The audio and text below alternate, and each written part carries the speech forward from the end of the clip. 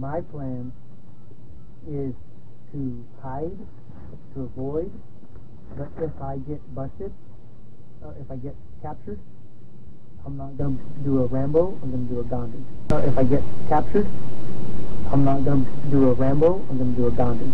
If I get captured, I'm not going to do a Rambo, I'm going to do a Gandhi.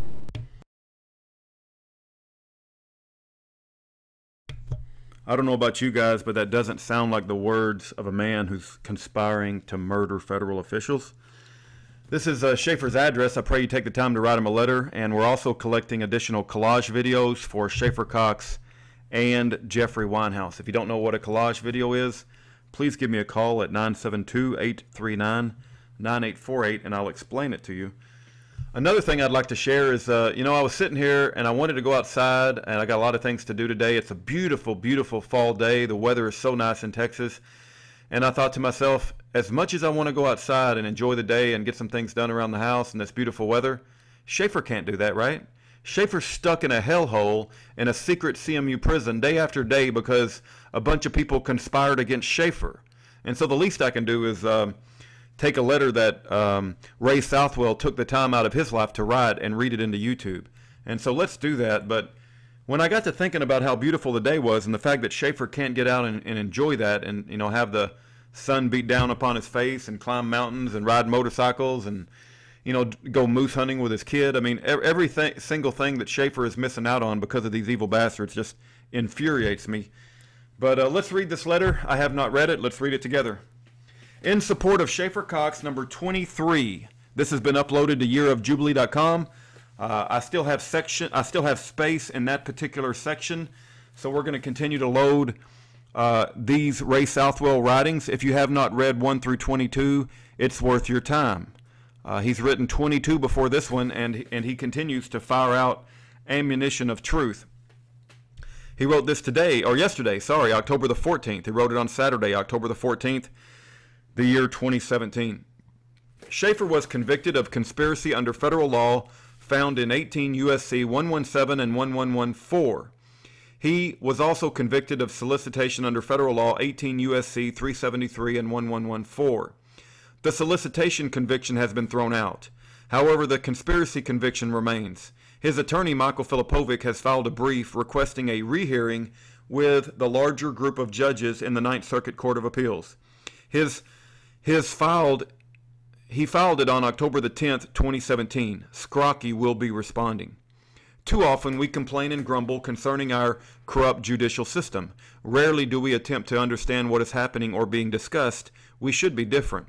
To change anything, we must look for the truth and have a desire to understand our failed judicial system. Much of its failure is because we have allowed a special class of citizen to treat us as if we are serfs and they are royalty. These lawyers are all-knowing, and we submit to the games they play, affecting each and every life in our great nation. Was Schaeffer Cox at the oral arguments regarding his appeal? Absolutely not. For only the royalty of lawyers are allowed to speak for him. Can they do a better job? I refuse to be treated as a serf. I can understand logic, and so can each and every American reading this post. So let's look at logic as to the Schaeffer case, where it stands today. The Ninth Circuit Court of Appeals vacated Schaeffer's conviction of solicitation. The logic was simple. Schaeffer could not have solicited others to commit murder if those others did not exist.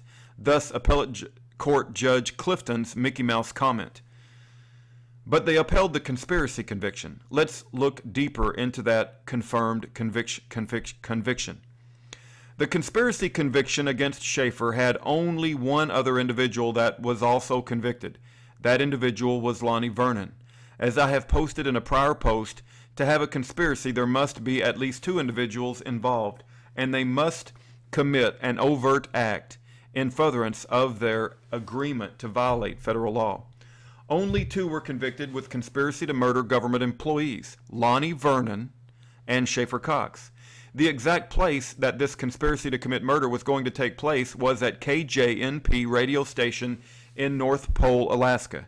KJNP stands for King Jesus North Pole. I want to make myself clear. Let me repeat. The only time that the only two alleged conspirators were going to murder government employees was during an exact time Schaeffer was at a radio station. I believe it was actually a preparedness for self-defense. We have the actual video of Schaeffer at the television station KJNP the night of the so-called conspiracy, I believe. It's I'll have to go back and look at the date, but we have a video of Schaeffer Cox with Ken Thessing, his wife, and another individual at KJNP. Whether it was that particular night, I'm not 100% sure, but I will try to get that confirmed. Department of Justice Attorney Stephen E. Scrocky did not accomplish a conviction on any others, nor did he give any other time where Schaeffer and Vernon were going to murder government employees. All the other talk from government informants and what has been reported in the media are words only and do not meet the definition of conspiracy, free speech, which some may not like. I read the ruling from the Ninth Circuit multiple times. Like reading my Bible, I see more information each time I reread the content. This is their statement that caught my eye the last time I read it. We conclude that it is clear that no rational trier of fact could find defendant guilty of solicitation to murder a federal official for two independent reasons. First, no rational trier of fact could conclude that the circumstances surrounding the formation of the security team for the television station event strongly confirmed that defendant actually intended for anyone to commit first-degree murder. So, if the jury is a rational trier of fact, they would not have believed that the security team, Lonnie, Vernon, and Schaeffer for the radio station KJNP, not a television station. Maybe I'm mistaken on that. He says it's not a television station. I'll have to go back and he should know he's in Alaska, so I'm gonna take his word for that. I always assumed KJNP was a television station. I could be wrong. I'm learning something. So for the radio station, KJNP, not a television station, wanted anyone to commit first-degree murder. But yet the appeals court upheld the conspiracy to murder. The only time Schaeffer and Lonnie ever had any plans of defensive violence was during the radio program which they both attended. Were there others? There were only two convicted. Was there another time when these only two conspirators planned to implement any other violence, whether defensive or offensive? None presented by Stephen E. Scrocky. Only words spoke with no conspiracy as defined by law. A thought crime, pure and simple. Scrocky's weak prosecution against two people and only one location to accomplish their overt act, which the appeals court acknowledges was not to the level of first-degree murder. The Ninth Circuit Court of Appeals acknowledges the government hit team did not exist.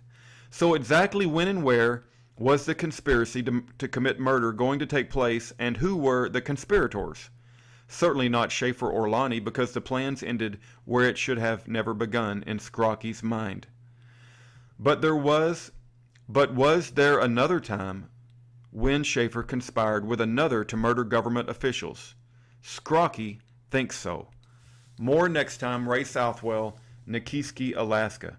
Praise God for men like Ray Southwell. Praise God that he is writing all these articles. I pray that you take the time to read all 23 of them, and we will continue to post them. In the meantime, Schaeffer's going through an appeal, and I don't know how the weather is where you guys are, but on Sunday, October the 15th, the year 2017, it's a beautiful day outside. The sun is shining, the wind is blowing, it's a beautiful fall day, and Schaeffer is stuck in a cell in a hellhole. And so I would pray that you'd take 15 to 20 minutes out of your day and write him a letter. Let him know that you love him, care about him, and that you will not abandon him. And that many of us are banding together to speak up for Schaeffer Cox, who has been unjustly incarcerated by a group of criminals in the Department of Justice and FBI in Alaska. Thank you for your time. The last line of peaceful defense between a tyrannical government and the defendant is jury nullification.